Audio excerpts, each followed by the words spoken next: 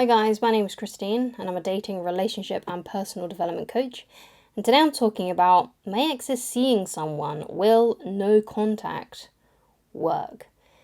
So, the main thing, I believe, it depends on this relationship that your ex is now in. Because if this person that they're with is messing up a lot, then it very much could drive them back into your arms. But then again, you need to think, do I even really want them back? I know it's a cliche saying, but your ex really is an ex for a reason. And the reason why it didn't work out was because there was some sort of incompatibility issue, and basically things just weren't going to work out anyway. And even if you did get back together, the likelihood of you two actually splitting up again in the future, a couple of months after getting back together, is very, very high. In fact, it's more higher than lower. Okay, so that's what I've seen with a lot of couples that do eventually end up getting back together. So again, as well, how comfortable do you feel with the fact that they've actually found someone new and they're potentially sleeping with someone new? For me, that personally wouldn't sit well with me. I wouldn't like, if I was to put myself in your shoes, and let's say me and my wife split up, right? And then she went and started sleeping with someone else, and then she came back. I don't think I'd take her back. You gotta see it that way, right? You gotta really think about that. So no contact is only going to work if this new person that they're with is messing up a lot, okay? But if things are fine with this new person, then it's unlikely that they will leave this new person to come back to you, okay? Because especially if they were the one that dumped you, when they dumped you, it probably took a while for them to pluck up the courage to do that. And then when they did finally end things, they probably felt a great sense of relief, because that's a tough thing to do. It's not a nice thing to do, to break someone's heart. It's actually a very difficult thing to do. It's not a nice thing to do. You don't feel good about yourself. But once it's over and you've done it, you feel good. You start to feel relieved that you did it. So, you've got to understand that that's your ex's mentality when it comes to you. They're at a point where they're probably feeling quite relieved.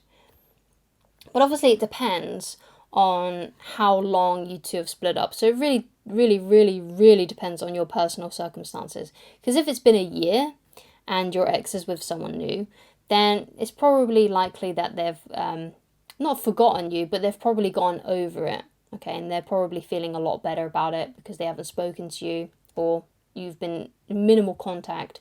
So they think it's over, and that's probably why they're with someone new now. So it depends on but again, if it was like quite close, like let's say you broke up like 2 weeks ago and now suddenly they're with someone new, then there's still a chance, I guess, that they could come back. But then again, you got to think, is it really a healthy thing for someone who was with me to now be with someone new and to already be sleeping with someone new? It's not normal. It's not healthy. And if they're doing that, then I personally don't recommend taking them back, because clearly they've got some things that they need to work out. Because one of the things is that clearly they're in a rebound relationship and they haven't had any time to heal from the past relationship that they had with you. And so they're bringing all of that old baggage from your relationship straight into a new one. And they haven't had time to process the old relationship. They're probably it sounds like they're very impulsive, if that's what's happened. So you don't really want to be getting back with that person who can just easily just jump from one person to another. Like, it's not normal to do that kind of thing, okay? And it's not healthy to do that kind of thing. It's something that you see a lot, unfortunately, so I guess it's normal in the sense of how often it happens, right? But it's not the right thing to do. I think, there's so many things that come into play here as to why sometimes people jump from one relationship to another. I think the biggest one is insecurity. Like, they don't feel confident going alone, or they just don't like to be on their own. They don't like to have time by themselves, which is actually a healthy thing to do. It's okay to want and need time to be on your own, so you can kind of go over things in your head, have some time to just do your own thing for a while before you get into a new relationship. People who have, their head screwed on right will do that sort of thing. They'll get out of a relationship, they'll have time to like be by themselves, have time to process things, and then 6 months minimum, that's when they start, dating and seeing new people, right? Obviously, it depends on the length of the relationship. If you was with someone for 10 years, let's say, then you probably need more than 6 months to get over it. You'll probably need a couple of years, actually, maybe a year and a half. But if you're only together with someone for like a few months, or about a year, or maybe 2 years, then maybe 6 months might be enough. It depends on how intensely and how heartbroken you were about the situation. So it's much healthier to do that. It's much healthier to take time out of being with people, having any sort of romantic life, and just being on your own for a bit and enjoying your own time, maybe spending time with friends, doing your own thing, working on different hobbies that you've got, focusing on your career perhaps, health and fitness, focusing on those things for a little while. That's the healthy thing to do. And then once you're right emotionally and you no longer feel bad about the relationship, in terms of it's not as intense anymore. You might have been heartbroken, you might have been sad, but you're at a place where you're actually feeling quite good about it, you're feeling quite positive in your life. That's the right time to start dating someone new, when you got to that point. But if they're straight into a new relationship, they haven't gone through that. They're not happy. They're not happy if they're doing things like that. There's something, they may be happy that they left you, maybe, perhaps, but they're not happy within themselves. They're insecure. They probably have a lot of other issues going on, and therefore that person's not right for you. Because I want you to have the best relationship that's possible for you. Okay, and being with someone that can just go from one relationship straight into another, they ain't the one, son or daughter, right? They ain't the one, okay? So, it's probably for the best, basically, that they've found someone new, because now they're showing their true colours. You know that they've got some deep issues that they need to resolve. And good luck to them in that relationship, and good luck to the person who is now with them, okay? Because it ain't going to be an easy ride for them, for sure. It probably, if you look back on it, it probably wasn't an easy ride for you either, being with them. So how can you overcome this then? So what can you do? So I think the best thing that anyone can do in this kind of situation is to, look at what areas you personally need to improve on.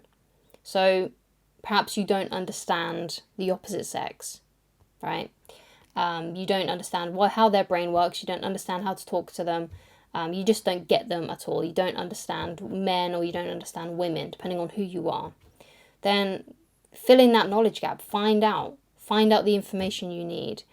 So I have a like an Amazon store, basically, and you don't have to go through that store. You can just look at the books that I suggest in that, because basically I was deeply thinking about 10 books, just 10 books, that if I could download the information from those books and just put it directly into all of my viewers' minds, all of the clients that I get, all of their minds too. If there was a wealth of information that I wish I could just fit into someone's brain that comes across my channel that needs this help, those are the 10 books that I would pick. You don't have to buy anything, but just go and look at the titles and maybe make it as a goal to purchase those from eBay, get cheaper versions off eBay, or get the titles and go and get those books from your local library where you can get them for free, right? There may be a couple of those books that you may even be able to find on YouTube as an audiobook. I'm sure you can find some free versions, or just simply look up, there's some videos out there that do book reviews, right? Just go and look at those titles of those books in this Amazon shop that I created. It's in the description. And then go and watch some videos about those books that other people have created that you can watch for free on YouTube.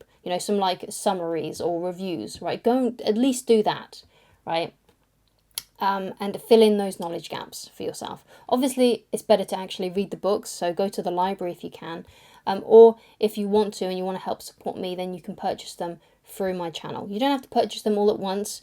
One at a time would be fine. Maybe you get one for your birthday and one for Christmas or something like that. But please try and get these books in some way. Try and learn about these books in some way, because these are the books I would absolutely wish I could just go from my brain, what I've learned from them, and put them directly into yours, because that would help so much with your dating life, with your personal life, with your career, and things like that. So I highly recommend that you do that. So thank you so much for watching, and if you would like coaching with me, then please go to www.christineloveridge.com, and I shall talk to you guys again very soon. Goodbye.